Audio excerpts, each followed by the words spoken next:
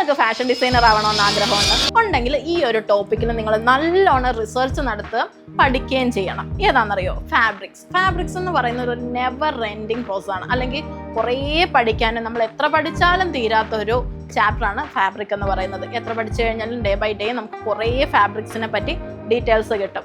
ഇപ്പോൾ ഡിസൈനർ ആകുമ്പോഴത്തേക്കും നമ്മൾ ആ ഫാബ്രിക്കിന് അല്ലെങ്കിൽ നമ്മളൊരു കസ്റ്റമറിനോട് പറഞ്ഞു കൊടുക്കുമ്പോഴത്തേക്കും ആ ഫാബ്രിക്കിനെ പറ്റി നമുക്ക് പറയാൻ പറ്റണം. നമുക്കറിയാമെങ്കിൽ അത് നമുക്ക് വേറൊരാൾക്ക് എന്തോരം ചേരും, എന്തോരം ആപ്റ്റാണെന്ന് നമുക്ക് പറഞ്ഞു കൊടുക്കാൻ പറ്റത്തുള്ളൂ. എനിക്ക് പോലും ഇപ്പോഴും ഞാൻ പഠിച്ചുകൊണ്ടിരിക്കുന്ന ഫാബ്രിക് ഉണ്ട്. അല്ലെങ്കിൽ എല്ലാ ഡിസൈനേഴ്സും ഡേ ബൈ ഡേ പഠിച്ചുകൊണ്ടേ ഇരിക്കുന്നുള്ളൂ. പക്ഷെ അതൊരു ഒരിക്കലും നിങ്ങൾ പഠിച്ചു എന്ന് വിചാരിച്ച് എൻഡ് ചെയ്യരുത്. അല്ലെങ്കിൽ നിങ്ങൾ ഒരിക്കലും പഠിക്കാതിരിക്കാൻ ശ്രമിക്കാത്ത ഒരു ഭാഗമായിരിക്കണം ഫാബ്രിക് എന്ന് പറയുന്നത്.